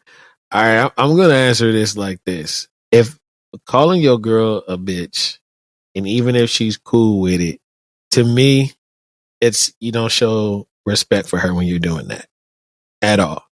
Like, even if it's not even in a playful manner, not even, you know what I'm saying, in a manner where it's just like, oh, I said that to get your attention, or I said that to get you mad. Like, in no way, shape, or fashion, to me, is it cool. Does it happen all the time? Have I witnessed it? Yeah. And I leave it at that. It's none of my business. If those two people making the decision to use that word with one another and then they're okay with it, rather in private or in public, that's their business. I don't particularly like it. I don't call my wife that. So, and that's just where I stand. But I don't judge other people if that's what they want to do. Yeah, I don't think it's cool, but I feel like if it's behind closed doors and that's what y'all do beyond amongst yourselves, that's cool. But I feel like once we leave the house, we should be looked at by others in a different light. So me calling you a bitch in public, you're giving others the open invitation to call your girl a bitch. And then you gonna have the audacity to be offended. Like, nigga, did you call my girl a bitch? Like, yeah, nigga, you did too. You know what I mean? So I feel like, if that's something y'all do, that should be in amongst yourselves. Once you're outside, you should always put on this perception of others, carry yourself with respect, you know what I mean? So that way you can be treated with respect. You know what I mean? You out here talking reckless to your girl, whether it's in a good, playful manner, it's just going to give anyone else the okay to do it as well. So me personally, it's your business, but it opens up a gate to getting your woman disrespected by other people as well. So I would say no, it's not, even if she is cool with it. I'll give you an example, right? Like, so two people, two couples, male and female, right? And the girl's okay with her man calling her a bitch. So now he's calling her a bitch to her, around people, and he strongly with his boys, right? Up to a point where he's like, oh yeah, my bitch this, my bitch that, blah, blah, blah. His boys hear it. So next time, they hang it or something like that, say his girl get out of pocket or some kind of way, or they arguing, and the boy then his homie feels like, oh, I can call her a bitch. All right, bitch, calm down. It's like, yo, nigga, why the fuck is you calling her a bitch? Well, nigga, you call her a bitch all the time. I figured, you know what I'm saying? If you could do it, I could do it, or some shit like that, right? Then that becomes a whole nother level.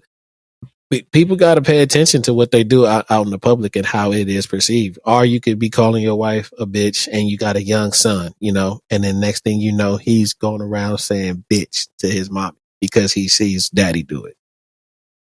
Pay attention to that type of shit, niggas. Yeah. All I'm saying. Well, there y'all have it, hood boogers. Come up with a fucking nickname or something, Snookerdoodles, or you know what I'm saying, my little or something or whatever. But it don't even sound cool. Like, just my bitch, come here, bitch. Like, nigga, who is you? I reincarnated. Like, come up with a nickname or something, man. Like, you remember that one shit that was on Twitter for a while or whatever, where old boy was pleading and shit to his girl, calling he used to be my cinnamon apple or some shit. You remember that? Yeah, I remember that. Kevin Hart made fun of it. Yeah, the good old days when women was called cinnamon apple and sweetie pie.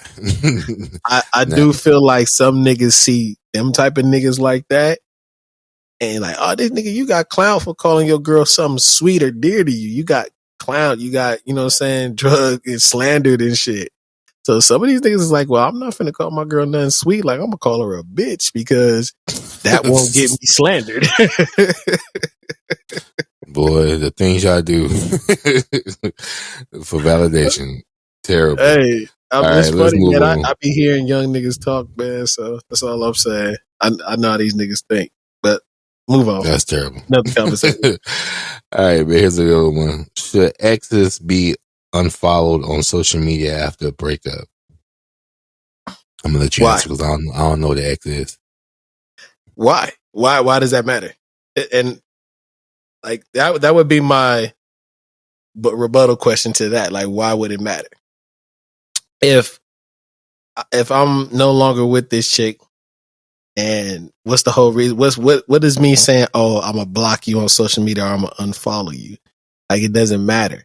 My focus ain't about that. My worries ain't over there. Like, I got my new girl. That's what I'm focused on. So me scrolling on a regular Saturday morning, just waking up, I'm on the toilet and I see my ex picture go by. I'm just gonna keep scrolling. Like, fuck, I don't care. It's just another picture. It's a bunch of accounts and shit I follow. I just scroll past a lot of that shit. Yeah, Like, but you don't have no ties with other pictures though. Me personally, I ain't gonna block them or nothing like that, but I don't need to follow you no more. You know what I'm saying? Even if we broke up on good terms or whatever, or if we broke up on negative terms, like once you're done, I don't need nothing. You know what I mean? Because whether I'm over you completely or not, right. it's no real reason for me to keep you in my memory rotation. Because like you say, on a regular Saturday morning, I'm scrolling through my phone, I see my ex. Why? Like, you're my ex. We should have no more ties. Like, I don't want to see you. You shouldn't want to see me. Right. I don't have to be on no animosity or nothing like that. But I just feel like if I got a bag full of dirty clothes or clothes that I can no longer wear or no longer want to wear, and I plan on giving it away, once I give it away, I'm not going to keep going back to look at the old clothes I gave away. Like, it has no purpose for me no more. You know what I'm saying? Like, once I throw it away, it's done. You know what I'm saying? Like, not everybody, but some people still might have feelings for that person too. You may not be with them no more, but are you really not with them because of, not you per se, but are you really not with that person no more because of your decision or theirs? Because if they broke up with you and you're still following that, you probably still want something, from that too. You know what I mean? So it really depends, but I don't think it's necessary. Situational, because for me, I'm like, if we broken up and done and over, like, I'm not giving you that much of a thought where I'm like, oh yeah, let me go to all my social medias and remove you. It's basically what I'm saying. Like, shit, I'm not saying we're done. I'm not saying don't remove them. You know what I'm saying? I'm just saying it's not the first thing in my mind to go, oh, let me run to all my social medias and and unfollow this person. We done. If I broke up with you, I'm definitely going to get you off my shit immediately. And if you broke up with me, I'm definitely getting you off my shit as well. Because again, we're done. There's no reason to see anything pertain to you. And it don't have to be towards animosity either. It's just the fact that you're no longer. So why give you any? You know what I'm saying? If you want to keep following me, that's cool. You're going to see me looking fly. You're going to see me out here doing my thing. You're going to see me with some new ones. You know what I mean? And, you're going to see me doing me.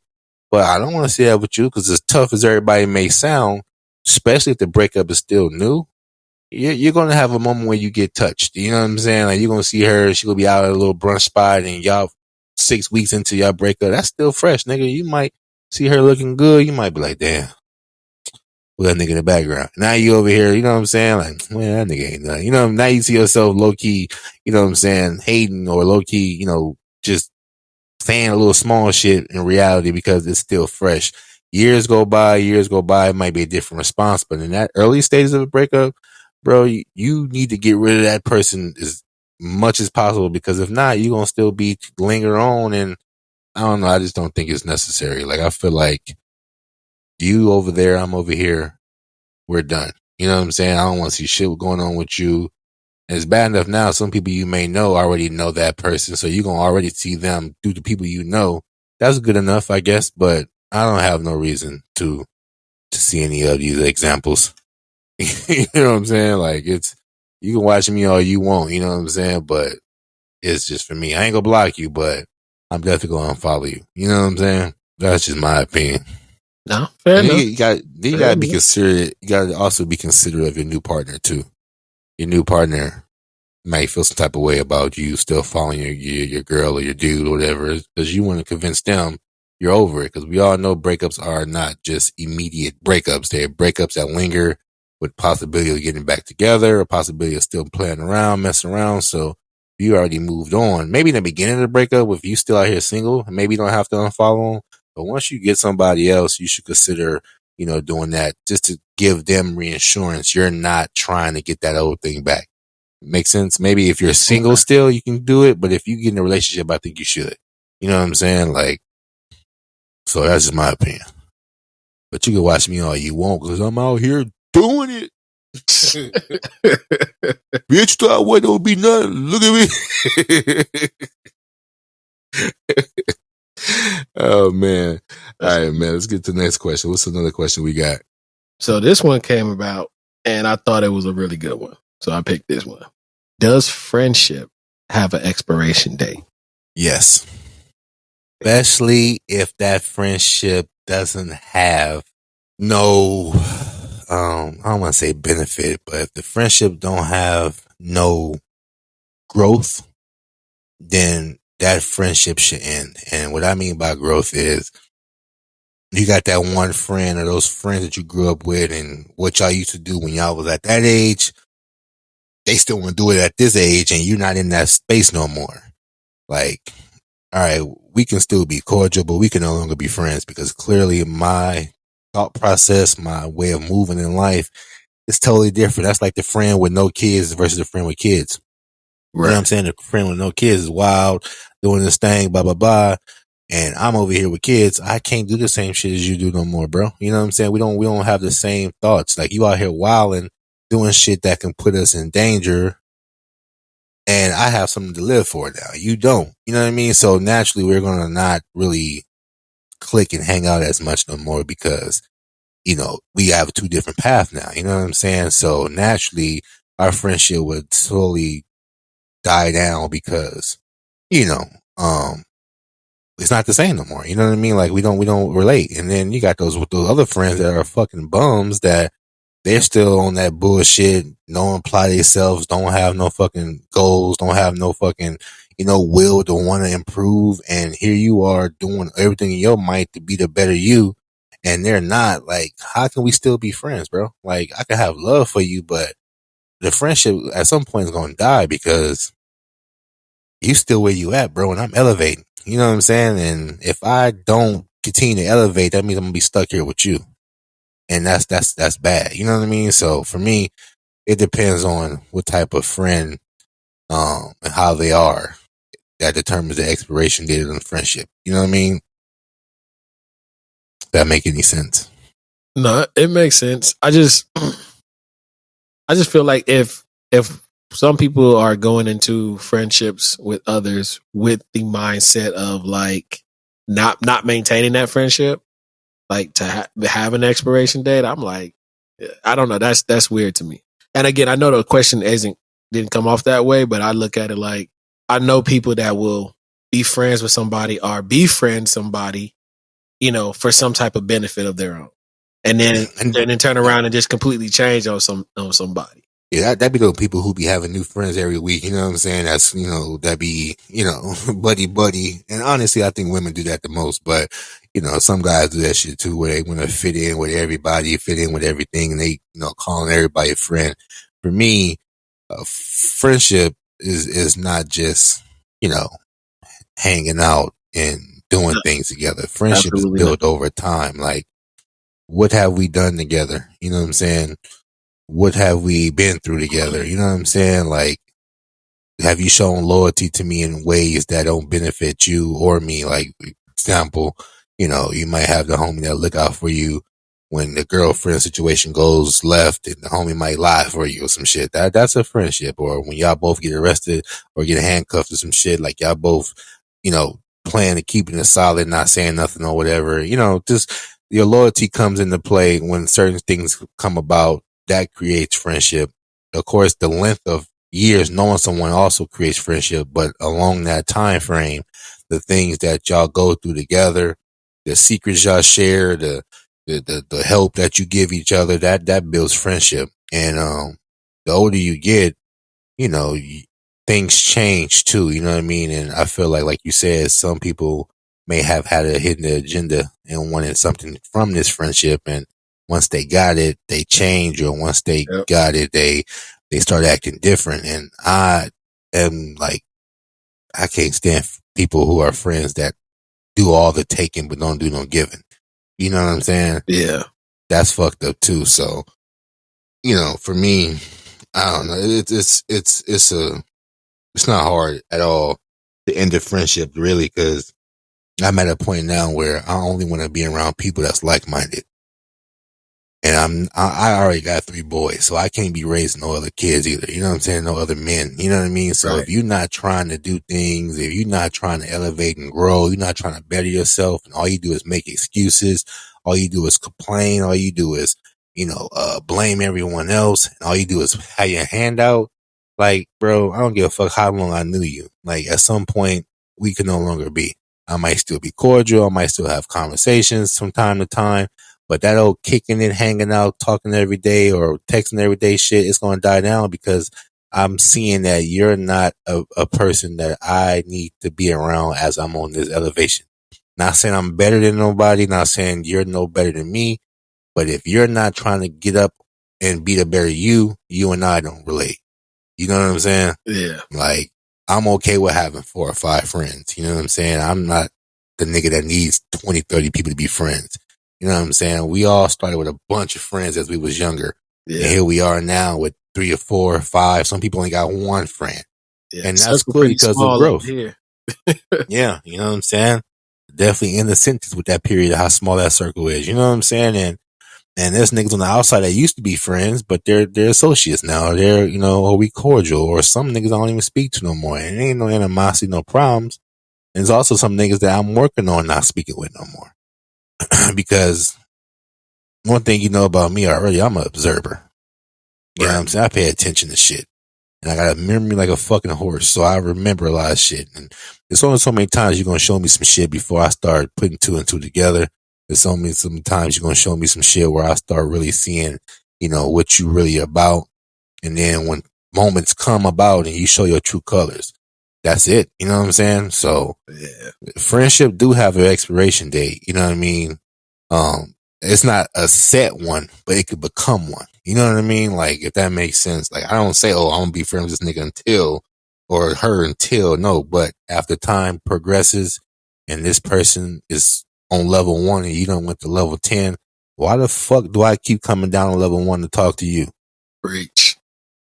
I should be on level 12 now, but I keep coming down to fucking 1 and I'm missing my next 2 opportunities. You know what I'm saying? Of growth, because I'm still trying to keep you around because we're quote unquote friends. Like, if you was a friend, you should be on the same wave as me. Not the same path, but the same wave. We all got our own journey, our own path.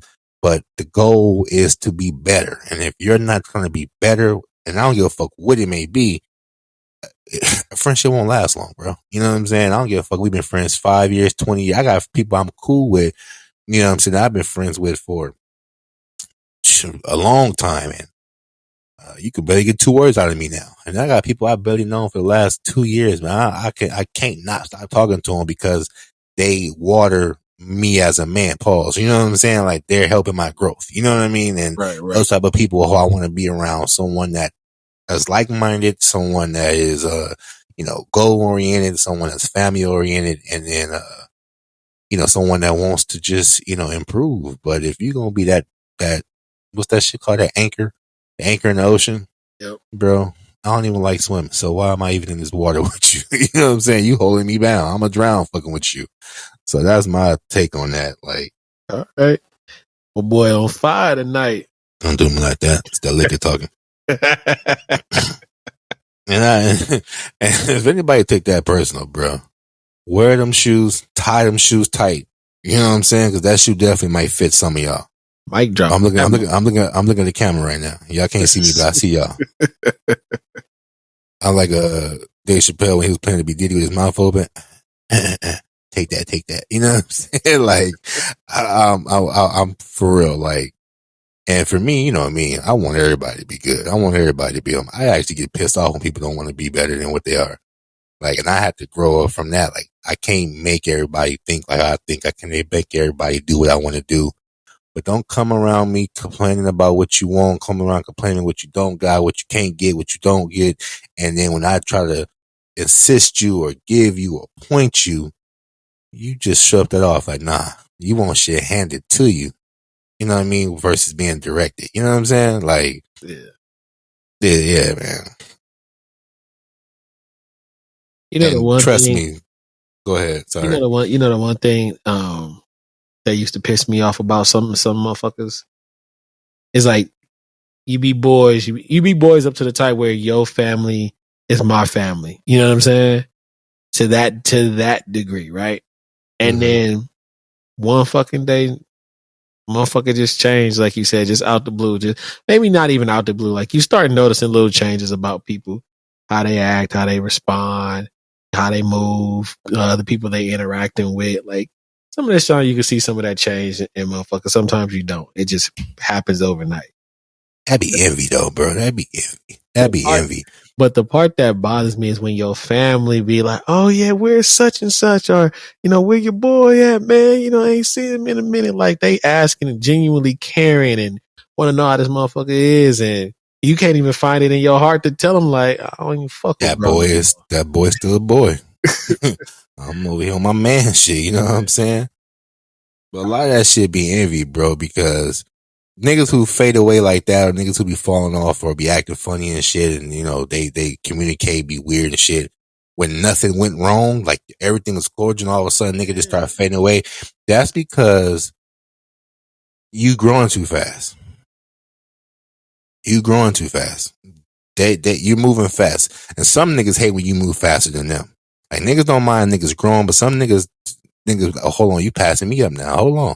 And they can't take that. They can't swallow that. So what they do is, to keep it in their mind on good terms, they'll just walk away without, you know, it being nothing, thinking that's the way, but not thinking you realizing or you peeped it. But niggas like that, you know, females like that who would just abruptly just disappear or fall back and, you know, stay away and all that shit like that, whatever. They're, I don't want to say intimidated, but I would say they're envious of your growth, or they're envious of, you know, what you're doing. You know what I mean? Because we all start on the same level at some point. And then some of us get up higher than others, and then some of us catch up, and then some of us pass. It's like a race. You know what I'm saying? One of us gonna be in the lead, and the next person gonna take the lead, and the next person gonna take the lead, and then boom, we win. You know what I'm saying? Right. But then some niggas like, nah, y'all niggas is nah. You know what I mean? Like, I can't see this nigga, but this nigga pass me. Nah, man, I can't do it. You know what I mean? And unfortunately, that's how it is. How a lot of friendships break up. That's how a lot of groups break up. You know what I mean? Like, you know, groups get big, and one artist get more attention than others, and niggas start falling back. You know, was it Temptations? David Ruffin on them shit. You know what I mean? Like, some niggas get too bigger than they think they are, but when everybody else is on some other shit, that person like, oh, y'all the problem. You know, so I mean, man, it is what it is, bro. Whoever's around is supposed to be around. You know what I mean? Facts. That's how I look at it, and I don't know. I don't see too many escalators making U-turns. So once I go up, I'm going up. You can come up with me, or you can stay down. And I don't mean money and none of that, bro. I just mean it's everything. It's not a money thing or position thing. It's a life thing, bro. Like, you know what I mean? If you ain't elevating to be a better you, then what, we can't relate, bro. Because once I start talking about certain things, to some it's gonna sound like bragging. Yep. And to others it's gonna be motivational. Yep. You know what I'm saying? Like, I'll give myself an example. Like, when I got my house, while niggas was congratulating me, what was I doing? Nigga, you next. You next. You know what I'm saying? We about to get this. And you was like, for real, I'm on it. And then some niggas is like, nah, man, you know what I'm saying? Like, it was different responses when I said that. Like, yo, bro, I can't wait till we all got houses. I can't wait till we all blah, blah, blah. And a few niggas was like, word. And a few niggas was like, but these Jordans is out. You know what I'm saying? Or, you know what I'm saying? Oh, I got to get this. You know what I mean? Like, everybody different, bro. So, you know, it's, so for that person who sent that question is just focus on yourself. All right, last one that we got. This was a question from a young lady who listened to the pod. Shout out to you. Who wants to remain anonymous. She said, I have an Everything Wavy podcast question, LOL. She said, this may or may not pertain to me or someone I know personally, which we know that means her. If you have been with somebody for 5 or 6 years and now you want out of the relationship, but the person is solely dependent on you, how would you break it off? To give context, you live with the person for 4 years. The pandemic extended that time frame, LOL. You're invested in their kids, etc. Basically, a fun time turned into a long time, and you tried to break up on multiple occasions, but you always felt sorry, and now you feel stuck. That's probably the more in-depth question we ever got. Okay, so been together, or lived together for 4 years. Pandemic extended that to what we say, 2 years. 5. Yeah, so she said basically 5 to 6 years. Okay, now, yeah. So about 2 years, year and a half. And the person is dependent on them. So how should she break it off? Better to just rip that Band-Aid off in most situations, right? Because what it seems like, if she's tried multiple times, then he's resistant to the breaking up. And when she's doing it in small doses of like easing the pain of the release of separating. Where it's just when like, she tries, I rip that Band-Aid off. Hey, I'm moving out. Or when she tries, that dick get the dick in. I'm over his ass. So he put that boobop on her ass, dick her down, you know, well, he can stay a little longer. Like she said, she's invested in the kids, you know what I'm saying? Caring about them too. So put that into consideration. The key thing is she's invested in his kids, meaning they don't have kids together. That Band-Aid is not even the same type of Band-Aid, because it's harder when you have kids, when you're investing in things. You know, this is just, she basically a stepmom, or, you know, a step fill in or whatever. You know what I mean? So this is not even her kids. Right. This is her space, not his. He's dependent on her. So, I mean, who got to rip the Band-Aid off? You know what I mean? Like, the Band-Aid, this motherfucker, this ain't a Band-Aid. You know what I'm saying? It's a little small, little scrape. You can just wipe off with a paper towel. Like, you know what I'm saying? Because clearly he's more in need than you are. So, I don't know. I would have to ask her, like, are you hindering him from bettering himself? And what I mean by that is, a lot of times, if you notice, if a woman is too busy taking care of her man for him, like buying him clothes, letting him ride the car, getting him a car, like not really putting that pressure on him to like, yo, get out here and make better of yourself. So are you hindering him to where he's so dependent on you? Like, that would be my question to her. He could be a hobosexual. I mean, you know, shit. She said a fun time turned into a long time. You knew what you was getting into. Make better choices. Honestly, from what I remember, she was saying that, because I asked a couple questions, and she was saying like she feel bad at times because he don't have shit. You know what I'm saying? And then I think the kids play a part in her decision too, because like, if this nigga ain't got shit going for himself and she kick him out, and you know, it's gonna fuck the kids up too. But at the time I didn't ask, well, where the fuck they mama at? You know what I'm saying? So I don't know. But for me, I feel like it's easier to walk away from it if you don't have no kids with this man. He's not on the lease, or he's not on the deed or whatever. You know what I'm saying? Like, you don't have no ties to him. Like, yeah, it was cool. Granted, the kids, you know what I'm saying, might, you know, be a little hurt by it, but I mean, you can still be cordial with them and the kids, but ultimately, you stand around because you want to stand around. Like, you might feel important because someone relies on you. Maybe you like the feeling of being wanted and, you know, being depended on. It's like that mother. It's like that mother thing. Yeah, like, you know, someone needs you. Yeah, but you ain't, or someone of a superior. Like, you like to feel needed and wanted. You know what I mean? Because clearly she's not a mom, so you know she don't have the same thoughts as a mom would. So but you might have a bond with the kids, but at the end of the day, the bond with the kids don't have to change. You can still keep it cordial with them, but really, if you're truly unhappy, you're truly being drained, and you don't have no attachments, you stand around because you want to stay around. Either it's the sex is good, which, is more likely the case, or you really like to be depended upon, or you're scared to be alone. I would probably go more with the scared to be alone. You probably on the money with that one. And, and again, it's like, I get it, you know what I'm saying? But I don't. I just get it from, because once you with someone, like the pandemic had everybody sitting together for a year, 2 years, relationships got stronger, relationships got weaker because of the pandemic. You know what I'm saying? So like she said, it probably was a little fun thing every now and then. Pandemic hit. Nigga was like, we don't know what the world gonna be like, so fuck it, let's just shack up and let's just fuck all day, have fun all day, and see what happens. Pandemic over, you start seeing this nigga for what he truly is, you over it. You know what I'm saying? Like, nah, this ain't what I want for myself, and I'm ready to get out of it. And you should do just that. You know what I mean? Now, like I said before, I asked, like, are you scared, like on some, crazy shit type of time to try to kick him out? And she said that wasn't the case.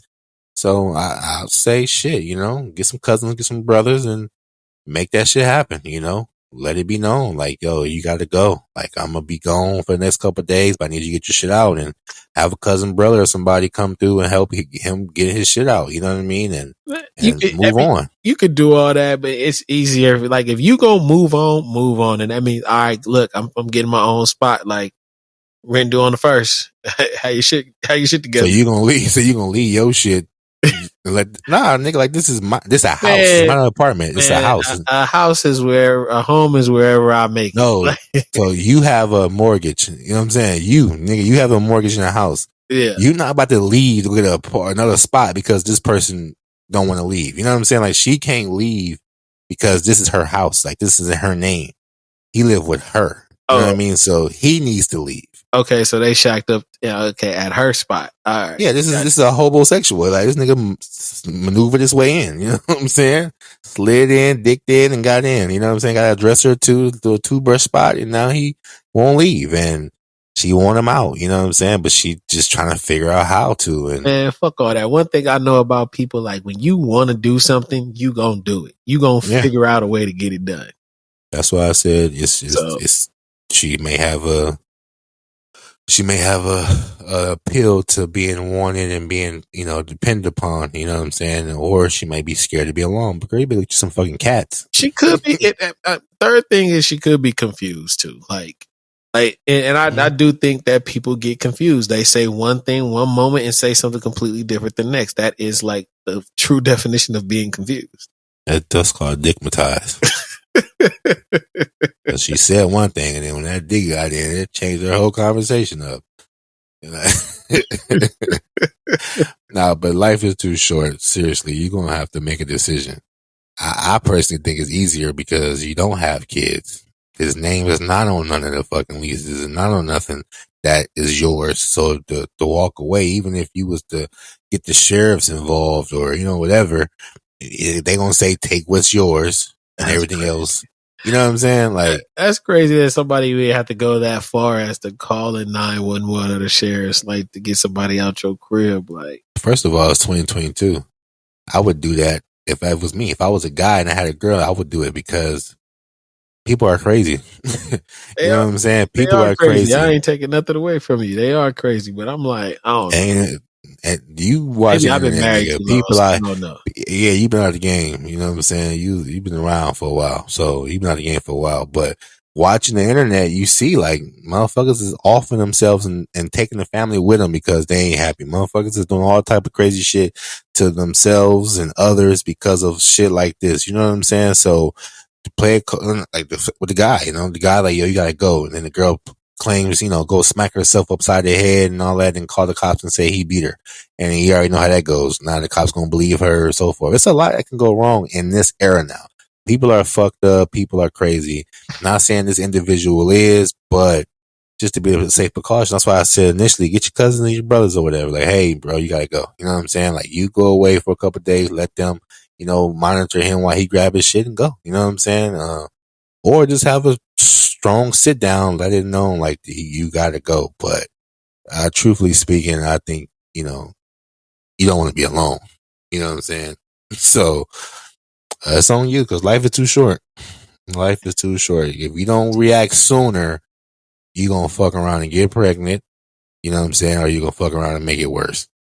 So the sooner you can react, the sooner this shit to be over with. I say run, get on, go on about your business. Like, fuck it. Like if you've tried multiple times to break up with a person and they're like literally just refusing to leave and some other shit, yeah, you could call your peoples, get your peoples involved, and then some shit'll pop up. Somebody gets shot. You know, it's a funeral of the military group or some shit like that. Somebody call the Bloods. Bloods. Hey, don't do that. Don't do that. Like, nah, you can easily just go on about your business. Like, fuck it. I hear what you saying. Like, that's their house mortgage, this, that, and the other. But it's kind of like, if you are the owner of a house, then the police can definitely like get somebody out. It may take some time and things that and the other, but like, Cali is different because Cali is in Nevada. You can't just do that. Yeah, they got that 60-day thing now, what evictions and all that shit or whatever. Right. And, you know what I'm saying? So, but eventually that person will get out their house though. So right. But the initial conversation you need to have is to let that person know you no longer want this. Because any real nigga with pride, once I hear a woman tell me she don't want me no more, it's only so much I can say or do, and she gonna, you know, be firm on that to say, hey, I don't want to be with you no more. Either she's gonna say that or she's gonna say, I got somebody new. You got to, this ain't working. You got to go. And here come nonsense. I mean, nah, don't do that. Just wait till the nigga leave before you tell a nigga about anybody else. So we're gonna play this one safe, you know. And again, these advices was brought to you by non-professionals. This is for content purpose only. Take it or leave it. I say get the fuck up out of it. I say get right. Sell the house. We do appreciate you for listening. Maybe let him listen to the episode, like play it one day in the kitchen and just have it playing to this part so you can hear it. You know what I'm saying? I don't know. You know what I mean? But we appreciate you for sending in the questions. And for the rest of y'all who be sending in questions, y'all need to start sending in details like that. We appreciate it though, but I think we covered enough for today, man. This was a kind of a serious conversation. You know what I mean? Some serious topics. Hopefully y'all enjoyed it, man. We're going to go ahead and wrap this up, man.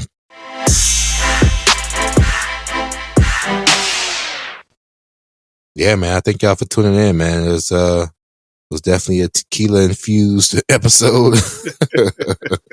Keep rocking with us, man. This journey is only getting better. I gotta keep reminding y'all the merch is coming back. The first batch did well. The second batch is coming around along with some newer ones, you know what I mean? So again, if y'all got any pictures rocking the merch, please take a picture of it, tag us or whatever, you know what I'm saying? We want to make sure we get that out there because once people start seeing y'all rocking it, then more people gonna want to rock it. It's snowball effect, so we need that. You know what I mean? So we thank y'all. Yeah, man, and keep it up, man. Tag us and everything. Gang, gang. Yeah, if you haven't already, go ahead and subscribe to this podcast on your favorite streaming platform. And as always, you know, you guys can check us on Instagram. You can check us on, you can check Mike on TikTok. Man, that shit just there. Well, the best place to reach us is Instagram, or you can shoot us an email. But keep the questions coming. Keep vibing with us, man. I'm glad to be back. I'm looking forward to doing more episodes. Hit that YouTube. Subscribe. Please subscribe. Bitches. Yo, see, this is why don't nobody want to listen to us, because you be disrespecting them and shit. Oh, well. Bye, niggas.